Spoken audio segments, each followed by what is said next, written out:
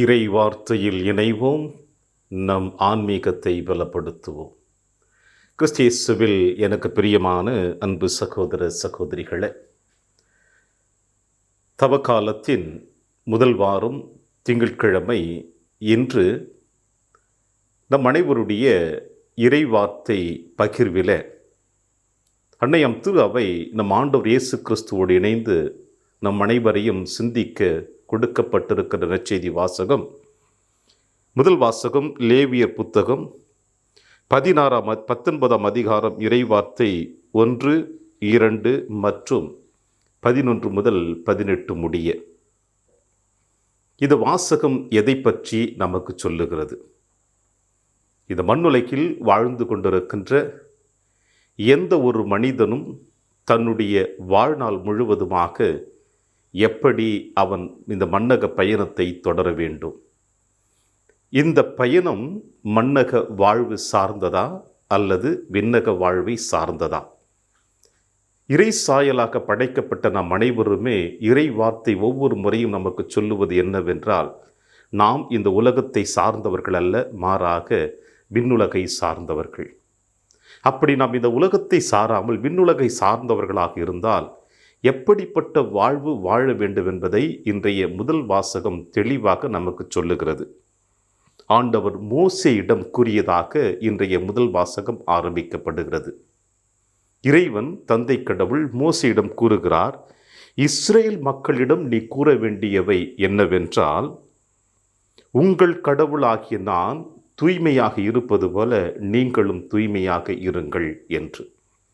ஆக தந்தை கடவுள் எப்படி தூய்மை உள்ளவராக இருக்கிறாரோ அதே போல தன்னுடைய பிள்ளைகளும் தூய்மை உள்ளவர்களாக இருக்க வேண்டும் என்று இறைவன் விரும்புகின்ற பொழுது, அப்படி தூய்மையாக இருக்க வேண்டும் என்றால் எதையெல்லாம் அவர்கள் கடைபிடிக்க வேண்டும், எதை கடைபிடித்தால் அவர்கள் தூய்மை உள்ளவர்களாக இருப்பார்கள் என்பதை தந்தை கடவுள் இங்கே சொல்லுகின்ற பொழுது, களவு செய்யாமலும் பொய் சாட்சி சொல்லாமலும் அடுத்தவருடைய பொருட்களை கொள்ளையிடாமலும் காது கேளாதவர்களை சபிக்காதவர்களாகவும் பேச்செழுதவர்களை சபிக்காதவர்களாகவும் அநீதியான தீர்ப்பிடாமலும் நாம் நம்முடைய வாழ்க்கையை தொடருகின்ற பொழுது நாம் தந்தை கடவுளைப் போல தூய்மை உள்ளவர்களாக இருக்க முடியும் என்பதை தந்தை கடவுள் இங்கே மோசே வழியாக இஸ்ரேல் மக்களுக்கு கூறுகிறார்.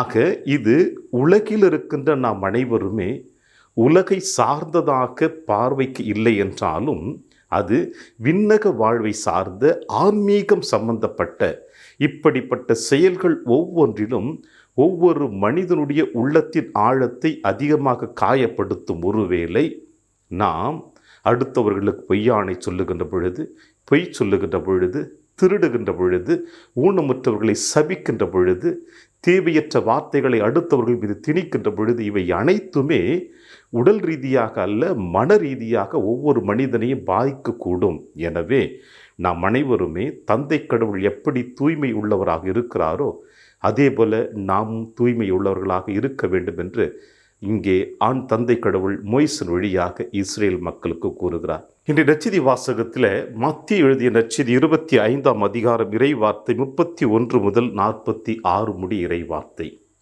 இந்த நற்செய்தி வாசகம் எதை பற்றி கூறுகிறது?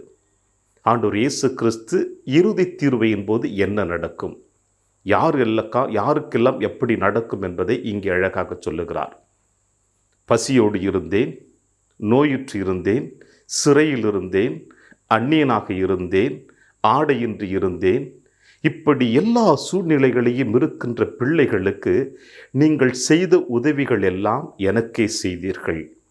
இப்படி நீங்கள் யாருக்கெல்லாம் செய்யவில்லையோ அது எனக்கு நீங்கள் செய்யவில்லை என்பதை ஆண்டவர் இயேசு கிறிஸ்து தெளிவாக சொல்லுகிறார். எனவே யாரெல்லாம் பசியோடு இருந்தார்களோ, அந்நியராக இருந்தார்களோ, ஆடையின்றி இருந்தார்களோ, தங்குவதற்கு இடம் இல்லாமல் இருந்தார்களோ, சிறையில் இருந்தார்களோ, இவர்கள் எல்லோருக்கும் உதவி செய்ததெல்லாம் எனக்கே செய்தீர்கள். நீங்கள் விண்ணகத்துக்குரியவர்கள்.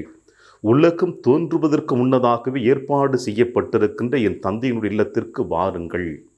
யாரெல்லாம் செய்யவில்லையோ அவர்கள் அனைவரும் நரக நெருப்பிற்கு செல்லுங்கள், நீங்கள் சபிக்கப்பட்டவர்கள் சொல்லுகிறார். முதல் வாசகம் ஆன்மீக ரீதியாக மனம் சார்ந்ததாக இருக்கின்ற பொழுது, இன்றைய நற்செய்தி வாசகம் இந்த உலகத்தினுடைய அன்றாட தேவைகளை யாரெல்லாம் தனக்கு அதிகமாக வைத்திருந்து பிறருக்கு கொடுக்காமல் வைத்து கொண்டிருக்கிறார்களோ அவர்கள் எல்லோருமே சபிக்கப்பட்டவர்களாக இருக்கிறார்கள் என்று சொல்லுகிறார். பிரியமான அன்பின் தேவ பிள்ளைகளே, ஆகிய நற்செய்தி வாசகம் முதல் வாசகம் இரண்டும் உங்களுக்கும் எனக்கும் கொடுக்கின்ற செய்தி என்னவென்றால், இந்த தவ காலத்திலே வாழ்ந்து கொண்டிருக்கின்ற பொழுது நாம் விபூதி புதன் என்று வாசிக்கப்பட்ட அந்த நற்செய்தி வாசத்தை கேட்கின்ற பொழுது தவம் செய்தல், நோன்பு இருத்தல், இறை வேண்டுதல் செய்கின்ற பொழுது இவை அனைத்துமே எந்த ஒரு மனிதன் தனிப்பட்ட முறையில் செய்து கொண்டிருந்தானோ அது மட்டுமல்ல, மாறாக அதை எவனொருவன் தன்னுடைய வாழ்விலே கடைபிடிக்கின்றானோ அவனால் மட்டும்தான் இறைவனுக்காக இருக்க முடியும் என்பதை இயேசு தெள்ள தெளிவாக அழகாக கூறுகிறார். எனவே நம்முடைய அன்றாட வாழ்விலே நாம் எதை பற்றி நாம் சிந்தித்து வாழ்ந்து கொண்டிருக்கின்றோம்? நம்முடைய வாழ்வு முழுவதுமாக இறைவன் கொடுத்த இந்த அற்புதமான கொடை. நம்முடைய சொல்லிலும் செயலிலும் அடுத்தவர்களை காயப்படுத்துவதை விட நம்முடைய சொல்லிலும் செயலிலும் அடுத்தவர்களுக்கு வாழ்வு கொடுத்து மகிழ்ச்சி கொடுக்கின்ற பொழுதுதான் இந்த மண்ணகத்திலே நாம் இறைவனாக வாழ்ந்து கொண்டிருக்கின்றோம். நம் வார்த்தையின் வழியாக, நம் செயல்பாடுகளின் வழியாக அடுத்தவர்கள் இறைவனை காணுகிறார்கள் என்பதைத்தான் இன்றைய வாசகங்கள் நமக்கு அழைப்பு கொடுக்கிறது. எனவே இப்படிப்பட்ட வாசகத்தை நாம் ஏற்றுக்கொண்டு நாம் இறைவனுக்குரியவர்களாக வாழுகின்ற பொழுது எப்பொழுதுமே இறைவன் நம்மை கைவிட மாட்டார், மாறாக நம்மை வழிநடத்துவார் என்ற ஆழமான நம்பிக்கையோடு விசுவாசத்தோடு இன்றைய நாளிலே நாம் பயணிப்போம். இறையாசீர் என்றும் உங்களோடு.